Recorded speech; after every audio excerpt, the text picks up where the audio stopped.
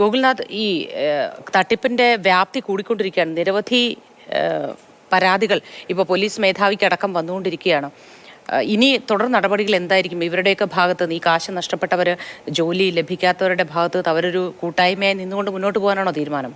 Moti, good morning. നമ്മളിപ്പോൾ ഈ വാർത്ത കഴിഞ്ഞ ദിവസം പുറത്തുവിടുമ്പോൾ ആകെ 42 പേരായിരുന്നു ഇത്തരത്തിൽ പരാതിയുമായി രംഗത്ത് ഉണ്ടായിരുന്നത്. പക്ഷേ ഇപ്പോൾ കൂടുതൽ ആളുകൾ ഈ വാർത്തയെ തുടർന്ന് മുൻപോട്ട് വരുന്ന ഒരു സാഹചര്യമാണുള്ളത്. ഇവരുടെ തട്ടിപ്പിൻ്റെ വഴികൾ, അതായത് brook port travel and logistic എന്ന കമ്പനി അവിടെ പ്രവർത്തിക്കാൻ അവർക്ക് അനുമതിയില്ല എന്നുള്ളതാണ് നമുക്കറിയാൻ സാധിക്കുന്നത്. ഇവർ ഈ ബിൽഡിങ്ങിൻ്റെ ഉടമയെ തന്നെ പറ്റിച്ചുകൊണ്ടാണ് അവിടെ നിന്നതെന്നുള്ളതാണ് ബിൽഡിങ്ങിൻ്റെ ഉടമ തന്നെ കഴിഞ്ഞ ദിവസം നമ്മളോട് പ്രതികരിച്ചത്. അവർ പറയുന്നത് ഇത്തരത്തിൽ അവർ സുഗന്ധവ്യഞ്ജനങ്ങൾ കയറ്റുമതി ചെയ്യുന്നതിന് വേണ്ടി തുടങ്ങിയ സ്ഥാപനം എന്നുള്ള രീതിയിലാണ് തുടങ്ങിയിട്ടുള്ളത്. പിന്നീട് ഒരു സുപ്രഭാതത്തിൽ ഉടമ പോലും അറിയാതെ അവിടെ ട്രാവൽ ആൻഡ് ലോജിസ്റ്റിക്സ് എന്ന ബോർഡ് വെച്ച് പ്രവർത്തനം ആരംഭിച്ചു വരികയായിരുന്നു. ഇത് സംസ്ഥാന വ്യാപക തട്ടിപ്പാണ്.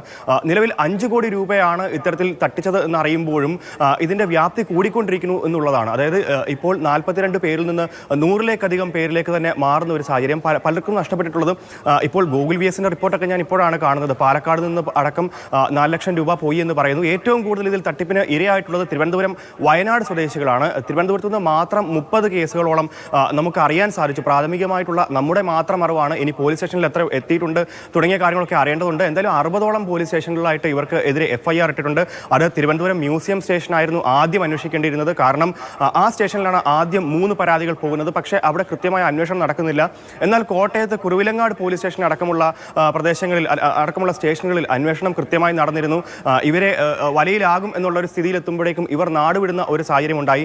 ഇവരുടെ വക്കീലടക്കമാണ് ഇതിനു വേണ്ടിയിട്ട് ഇത്തരത്തിൽ ക്യാൻവാസ് പ്രവർത്തനങ്ങളിൽ ഏർപ്പെടുന്നത് തുടങ്ങിയ കാര്യങ്ങളാണ് അറിയാൻ സാധിക്കുന്നത്. ഇവർ നൽകുന്ന വിസ, അല്ലെങ്കിൽ വിസ നൽകാമെന്ന് പറയുന്നത് ഇത്തരത്തിൽ വിസിറ്റിംഗ് വിസയ്ക്കാണ് നൽകുന്നത്. അപ്പം ആളുകൾ ചോദിക്കുന്ന ചോദ്യമുണ്ട്, ഈ വിസിറ്റിംഗ് വിസയ്ക്ക് പോയാൽ എങ്ങനെ അവിടെ തൊഴിലെടുക്കുമെന്നുള്ള ചോദ്യത്തിനൊന്നും ഇവർക്ക് വ്യക്തമായ മറുപടികളില്ല.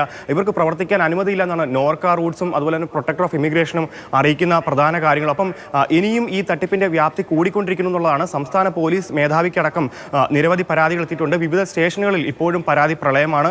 100-ലധികം പേർ ഇപ്പോൾ തന്നെ പരാതി രജിസ്റ്റർ ചെയ്തു എന്ന് പറയുമ്പോഴും ഇത് സംസ്ഥാനത്തിനപ്പുറത്തേക്കും ഇതിൻ്റെ വാർത്തകൾ വരുന്നുണ്ടെന്നുള്ളതാണ്. മംഗലാപുരം സ്വദേശികൾ അടക്കമുള്ളവർ ഇത്തരത്തിൽ ഇതിൽ തട്ടിപ്പിന് ഇരയായിട്ടുണ്ടെന്നുള്ളതാണ്. അത് വലിയ രീതിയിൽ തന്നെ, അതായത് വിദേശത്തേക്ക് കൊണ്ടുപോകാമെന്ന് പറഞ്ഞ് പറ്റിക്കപ്പെട്ടവർ സാധാരണക്കാരാണ്. സാധാരണക്കാരായ ആളുകളാണ്. പലർക്കും മുഖം പോലും പുറത്ത് കാണിക്കാൻ പറ്റാത്ത അത്ര വലിയ ബുദ്ധിമുട്ടിലേക്ക് തന്നെ നിൽക്കുന്നവരാണ്. പലരും കടം വാങ്ങിയാണ് ഇത്തരത്തിൽ പണം സ്വരൂപിച്ചിട്ടുള്ളത്. 10 ലക്ഷം വരെ, 10.5 ലക്ഷം രൂപ വരെ ആണ് ഏറ്റവും കൂടിയ തുകയായിട്ട് ഇവർ വാങ്ങിയിട്ടുള്ളതെന്നാണ് നമുക്ക് അറിയാൻ സാധിക്കുന്നത്.